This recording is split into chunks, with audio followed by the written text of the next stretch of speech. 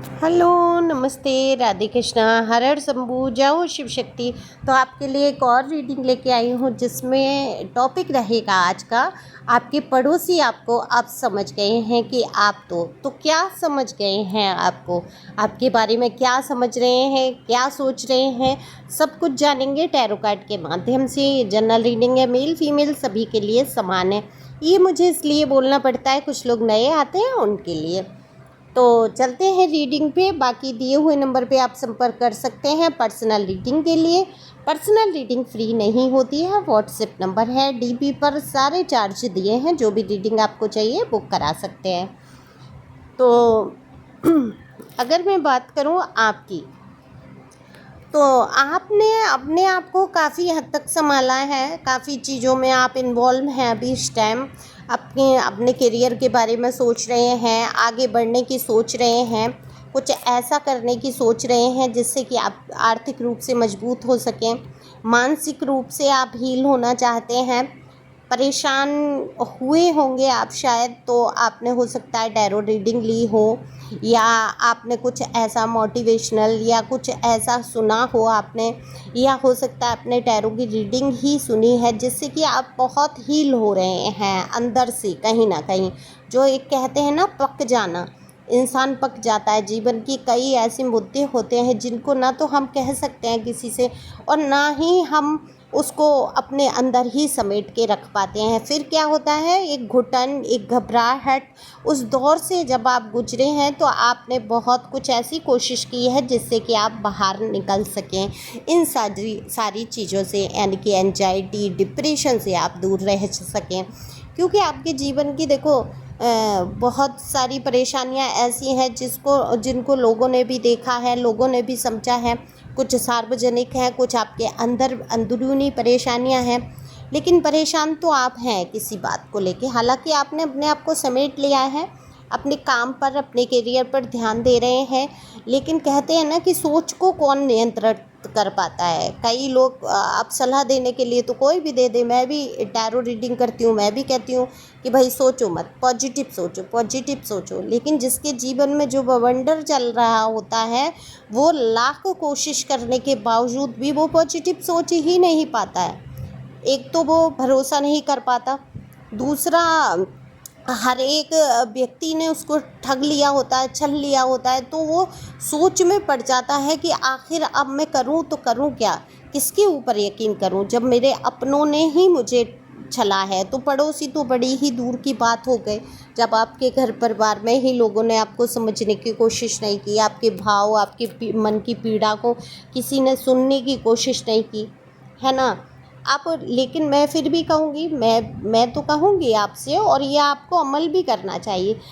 देखो ऐसा होता है, ये सुन के बुरा लगता है कि हर एक इंसान शिक्षा देने लगता है कि भाई मत, तुम मत सोचो, मत ऐसा करो, अब जो हो गया बीत गई, उसको बीत जाने दो, अब आगे की बात करो। ये तो हमारी रामायण में, हमने हमारे धर्म ग्रंथों में भी है कि बीत गए, बीती ताय सारी है, आगे की सुध ले। ये बात निश्चित है। तो ये एकदम से नहीं हो पाता है। जब इंसान बहुत परेशान होता है तो वो नहीं समझ पाता है। लेकिन अगर आप अभ्यास करेंगे, ये देखो एंजल की गाइडेंस है, ये मेरी तरफ से कोई गाइडेंस नहीं है। मैं तो समझ सकती हूँ कि पीड़ा में, दुख में, तकलीफ़ में उपदेश बिल्कुल भी पसंद नहीं आते हैं।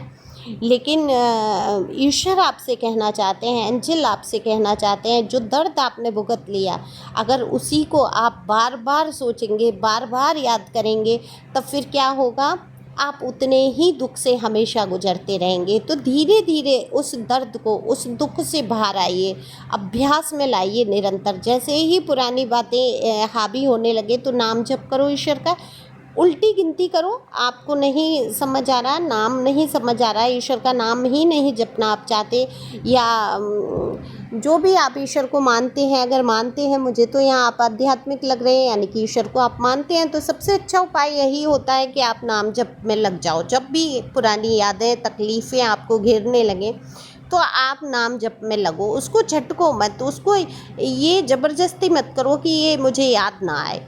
याद करो, है ना, लेकिन अभ्यास करो धीरे धीरे कि जब भी पुरानी बातें, बुरी वाली जो यादें हैं, जो दुख हैं, जो दर्द हैं, उनके टाइम पे आप नाम जप करो। और नाम जप नहीं करना है, गुस्सा है भगवान से, डिवाइन से, यूनिवर्स से, तो फिर उल्टी गिनती गिनना शुरू कर दो और उस पे अपना पूरा ध्यान लगा लो।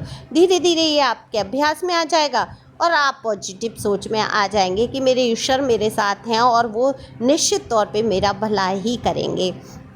तो यहाँ पर बात हो रही है आपके पड़ोसी आपको अब तक अब जो समझ रहे हैं, है ना, आप समझ गए हैं। बहुत सारे पड़ोसी, आपने दूरी क्यों बनाई, आप अकेले क्यों रहे, एकांत आपने क्यों चुना, ये सारी बातों को समझ रहे हैं आपके पड़ोसी। ऐसा नहीं है, देखो पड़ोसी भी इंसान है, हर एक इंसान के जीवन में दुख होता है, दर्द होता है। ऐसा नहीं है आप ही दुख से गुजर रहे हैं। मैं हमेशा कहती हूँ, देखो पृथ्वी दुखालय है, हर एक मनुष्य यहाँ पर आकर दुख भोगता है।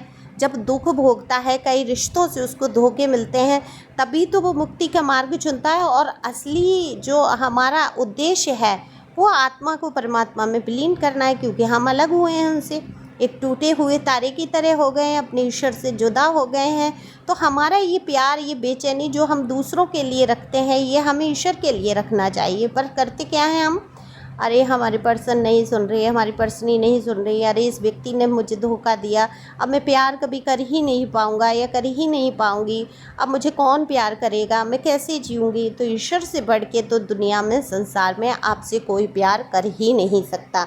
तो आपके पड़ोसी भी बहुत परेशान हैं, अब वो आपकी परेशानी को समझ रहे हैं। ऐसा नहीं है हर इंसान बुरा ही होता है।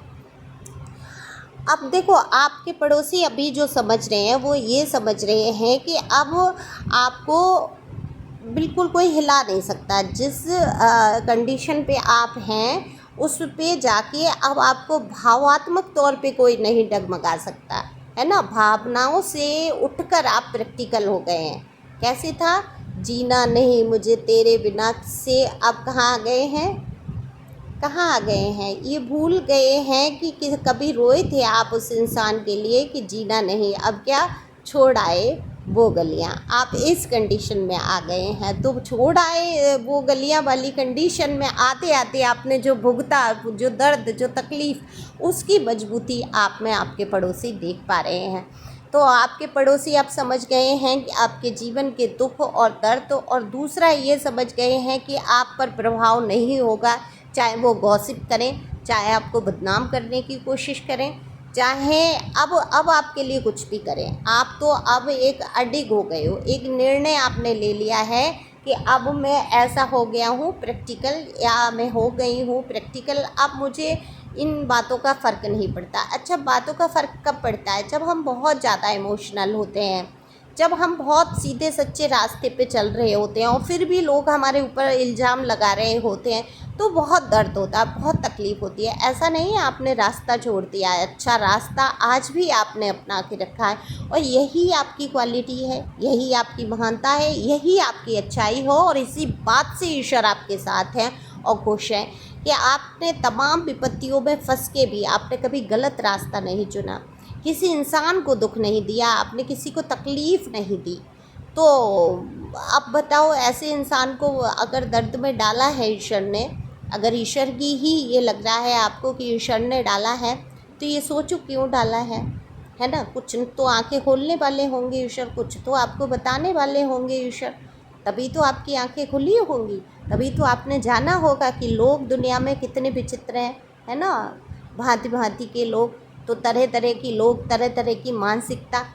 अब इनमें सब में आप शामिल नहीं हो पाओगे, आप साजिशें नहीं कर पाओगे, आप में भोलापन है, आप सीधे हो, आप सच्चे एक रास्ता चलने वाले हो, आप प्योर सोल हो।